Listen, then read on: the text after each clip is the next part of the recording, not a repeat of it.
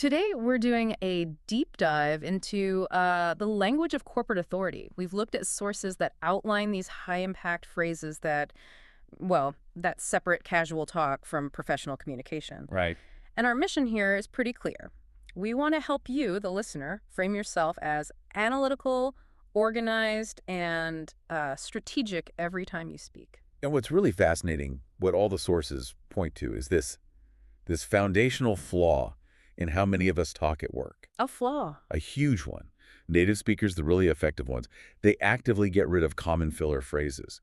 And the biggest offender, by far, is "I think." I think it seems so harmless. It telegraphs uncertainty, not conviction. It just completely undermines your credibility before you've even finished your sentence. Okay, that's a critical insight. So if we're dropping "I think," how do we establish that authority? What's the replacement? The sources all advocate for something more analytical, from my perspective. From my perspective. And this isn't just, corporate jargon for the sake of it. It signals that you've actually reviewed the issue, you've considered different angles, and you're presenting a judgment, not just some fleeting opinion. But wait, how do we avoid that just sounding like a flowery version of "I think"? It's all about intentionality.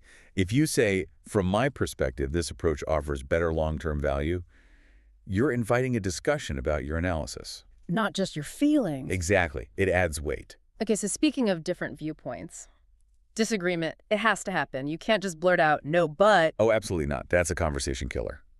Diplomacy is everything here. So what do you say? The phrase is, "That's a fair point, however." It's vital. You're creating psychological safety first. You're not saying the idea is good. You're just acknowledging the thought process behind it. Precisely. And that makes the person so much more receptive to what comes next. That's a fair point, however. We should consider the timeline constraints. I see. So it pivots the focus away from conflict and toward collaborative problem solving. That shift from conflict to structure, it brings us Okay. right to managing the discussion itself. What if a topic needs to be revisited? You need language that formalizes it, turns an offhand comment into an actual agenda item. The gold standard here is, "I'd like to circle back to." So instead of, "Hey, let's talk about the budget again later," you'd say, "Before we conclude, I'd like to circle back to the budget concerns." Yes, it shows you're organized. And similarly, for future plans, you drop "in the future" and you use "moving forward." Moving forward, we'll implement weekly check-ins. It just sounds more proactive, like you're in charge. It does. But what if a discussion is just spiraling, getting stuck in the weeds? You need a way out. A graceful exit? The professional way to postpone is, "Let's table this for now." But you have to be clear that tabling means postponing, not dismissing it forever. So you'd follow up immediately. Immediately. "Let's table this for now and revisit it next week." It shows respect for the topic. Okay, let's talk about a really common scenario. You don't know the answer. The sources are pretty clear on this one. They're unanimous. You never, ever say, "I don't know." Why not? It just kills your credibility on the spot. The replacement defers, but confirms your commitment. Let me get back to you on that. It buys you time. It buys you time. And it makes you look responsible, not ignorant. You can even add a deadline. "Let me get back to you with the accurate figures by end of day." And what about building trust?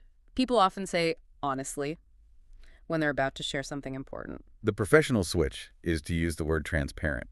I want to be transparent here. It sounds much more intentional, and it frames what you're about to say as critical information. "I want to be transparent here. This is going to require additional resources." Okay, so let's wrap up with a couple of quick power shifts. Instead of, "Can we agree?" the sources say, to use a line. Why is that so much stronger? Alignment is strategic. It's not just about agreeing on a point. It's about agreeing on how to act, across different teams. It suggests a unified front. And a simple thank you. Upgraded to, "I appreciate your input," it validates their actual contribution. It's more meaningful. So if we boil this all down, what's Yeah. the core takeaway for you? It's that professional language is all about intentionality, using specific vocabulary to frame yourself as analytical, organized, and strategic. Every word matters. Exactly. And if just saying, "I think," can undermine your authority, here's something to think about until next time. What other casual habits might be holding you back? If you find yourself saying, "I don't understand," what could you say instead? What's the phrase that asks for elaboration without admitting confusion?